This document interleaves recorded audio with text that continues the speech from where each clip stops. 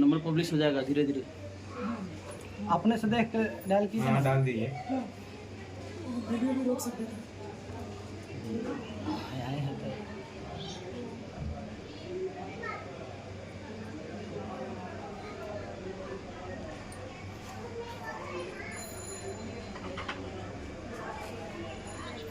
कोई दूसरे नंबर पे करते हैं। कहाँ गई सुमन? जाइए इसको बना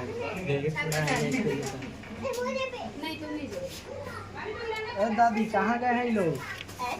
कहाँ गए बोलो? हम तो उठेरा पर से आई थी बाबू। अरे ठीक है कल देखे थे, कल ये लोग थे। नहीं ना जाने अरे ठीक है अच्छा कल है मैं अकेली में। अच्छा ठीक जाइए क्या कर कहाँ? क्या ये लोग नहीं है क्या मैम? अभी तुरंत ही निकले हैं।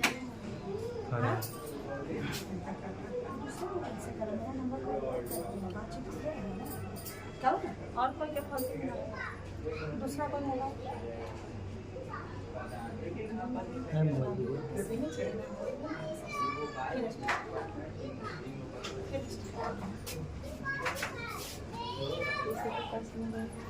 क्या हुआ?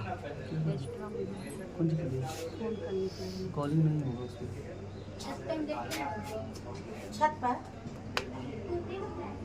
हम आते हैं जाते हाँ छत पे ले जाइए। जाने के लिए सब जा रहे पारो आते हैं छत पर।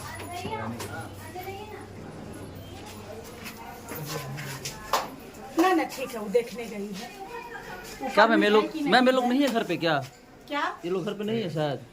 घर पे देखिए अभी ताला लगा हुआ है। ताला लगा हुआ है। हाँ। ये वाला घर इनका हुआ। हाँ, इस केस में कहीं ना कहीं मुखिया जी जो यहाँ के हैं, हम्म। मुखिया जी भी बहुत तेज तरार हैं, क्योंकि इनको तो हम बता कर आए नहीं है, लेकिन मुखिया जी से मिल कर आए हैं। तो मुझे कहीं ना कहीं लग रहा है कि मुखिया जी कहीं ना कहीं इन लोगों से बात कर लिए हैं और लड़का के परिवार को कॉपरेट कर रहे हैं और कहीं ना कहीं पारो को गुमराह कर रहे हैं। जिस तरह से मुखिया जी लगातार पारो के खिलाफ बयानबाजी की है, शादी वो करवाए, शादी का पहल मुखिया जी किए और शादी उदी कर देने के बाद अब उनका ये कहना है कि लड़का इनसे प्यारे नहीं करता था।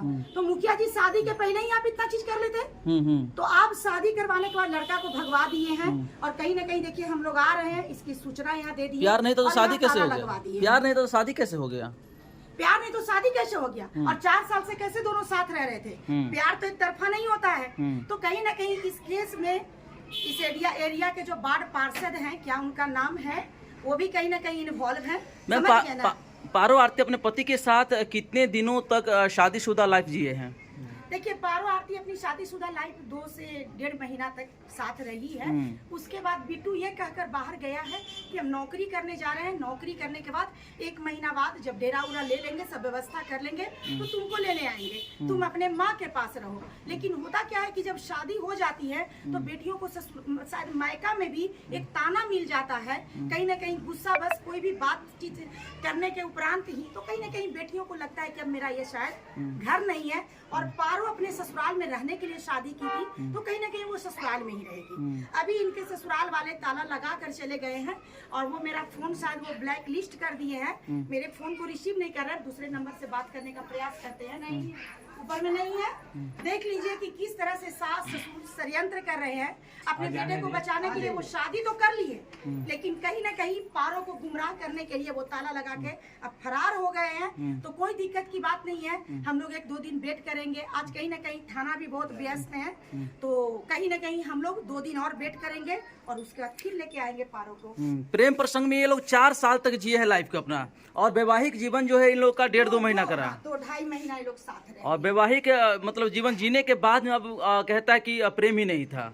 तो फिर ये लड़का नहीं बोल रहा है, ये मुखिया जी यहाँ के जो वार्ड पार्षद हैं वो बोल रहे हैं। उनके सोच को लग रहा है कि कितनी उनकी सोच छोटी है कि ये कि कम उम्र की बच्ची के साथ वो इस तरह के वक्तव्य कर रहे हैं। लड़का को बचाने में वो पूरा अपना जी जान लगा दिए हैं और लड़की को कहीं ना कहीं गुमराह कर रहे हैं, लड़की को कहीं ना कहीं वो बदनाम करने का प्रयास कर रहे हैं, इसके दिमागी बेस को कमजोर जताने का वो प्रयास कर रहे हैं। लेकिन उनको ये नहीं पता है कि उनकी सारी बातें कहीं ना कहीं ये दर्शा रही है कि वो लड़का को सपोर्ट कर रहे हैं।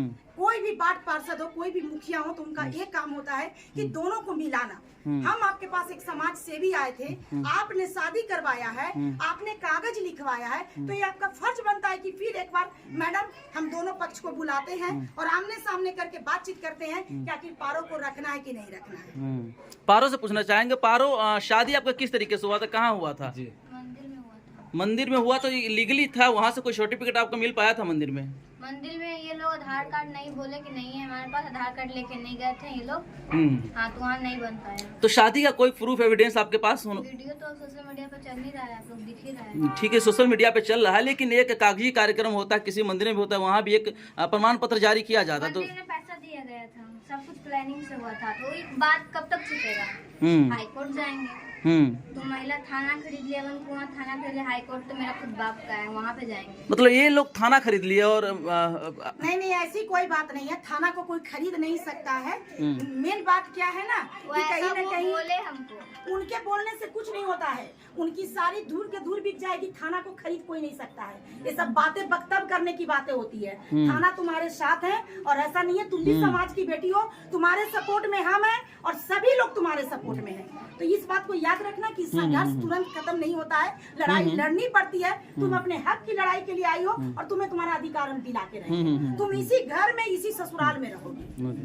बस ये तुम्हारा तय है। कितने दिन ये भागते रहेंगे, कितने दिन अपने बिजनेस को बंद करके रहेंगे? कभी न कभी तो वो आएंगे, ठीक है ना? तो बस मेरा ये कहना है, और लास्ट में नहीं आएंगे तो बस तुम्हारा ये घर है, ये तुम्हारा घर है, तुम आराम से, हम नहीं ताला तोड़ सकते हैं लेकिन तुम ताला तोड़ के भी रह सकती हो, क्योंकि ये तुम्हारा घर है, ठीक है ना? एक बहू का ससुराल उसका अधिकार होता है। आप लोग कैमरा में नहीं आइएगा बहन जी, लेकिन आपको कहते हैं क्या बहू का ससुराल घर होता है कि नहीं होता है? हम लोग भी तो उसी तरीका से रह रहे हैं ना। तो इसी घर में शादी हो जाने के बाद पारो रही है। नहीं देखिए, इस घर में अभी लोग फिलहाल नहीं रहने दिए हैं, डेरा लेके रखवा रहे थे, समझ गए ना कि डेरा लेके रखो, पहले दोनों मिल लो, उसके बाद हम तुमको अपनाएंगे। लेकिन आज ये लोग कहानी रच रहे हैं और कहीं ना कहीं इस एरिया के जो वार्ड पार्षद है वो भी इनके साथ मिले हुए हैं। एक ऐसा कागज बनाए हैं जिस कागज में वो ये दर्शाए हैं कि माता पिता पारो का जिम्मेवारी नहीं लेंगे। तो माता पिता बेटा की जिम्मेवारी लेंगे, माता पिता सिर्फ बेटा की शादी करवाएंगे और बहू कहाँ जाएगी? बहू रोड पे रहेगी। बेटा को वो अपनाएंगे, बहू को नहीं अपनाएंगे।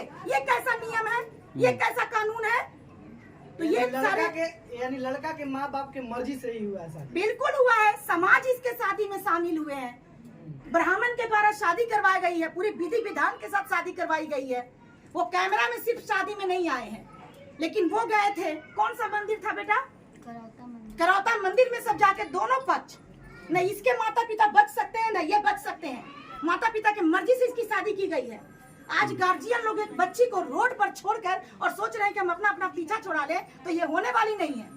आप शादी के समय ही मना कर देते, आप सपोर्ट नहीं करते बेटा को। बेटा जिस दिन कमाता उस दिन शादी करता, नहीं तो जेल जाता, कुछ न कुछ कंडीशन तो आता। न्याय मिल पाएगा? तो आप कहीं न कहीं बच्ची को भटका, बिल्कुल मिलेगा। नारायणी शक्ति फाउंडेशन लगातार इसके साथ है और चाहे मुझे जहाँ पारो को लेके जाना पड़े, हम पारो को इंसाफ दिला के रहेंगे और इसके ससुराल में भी रखवा के रहेंगे। चलिए, बहुत बहुत धन्यवाद मैम। धन्यवाद।